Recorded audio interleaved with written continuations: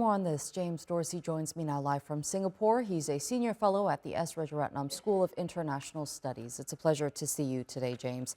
Now, just despite the shocking loss of the country, big shoes do need to be filled with elections set to take place on June 28. Just walk us through how the political system works and how we can expect that process to unfold. Sure. We're actually talking about two processes, if you wish. One is the first deputy president has been named acting president, and his major task over the next 2 months is going to be organizing an election for a new president. The $64,000 question is who that will be. Most observers assume that it will be a conservative, and there are various candidates. And I think what we will be seeing is jockeying between those various candidates for the election. The second process, of course, is, but that's more speculative and down the line, the succession of the supreme leader.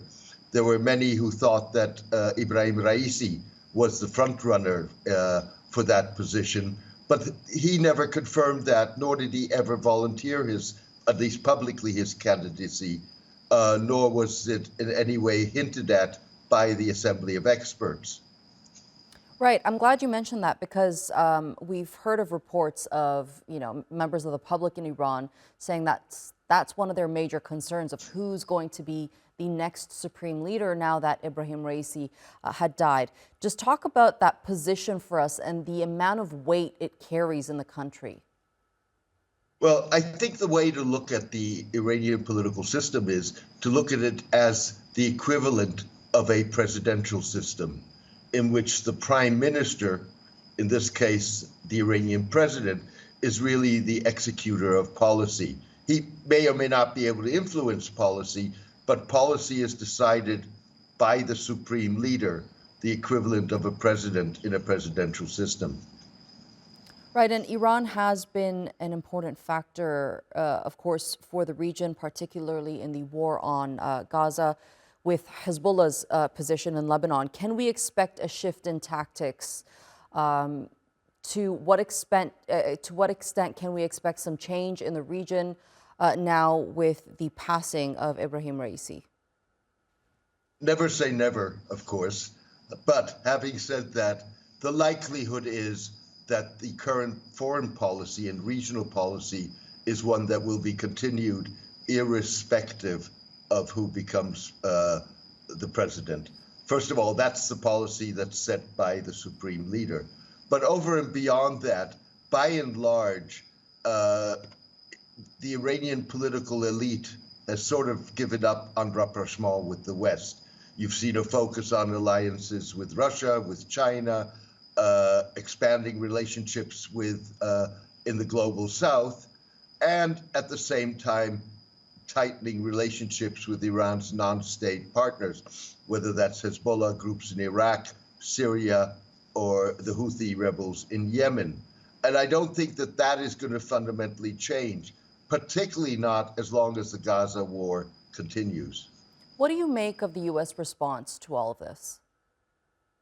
I think that the U.S. missed an opportunity in my mind, which was when the helicopter with the president went down, the Iranians reached out to the Americans for help, and the Americans refused.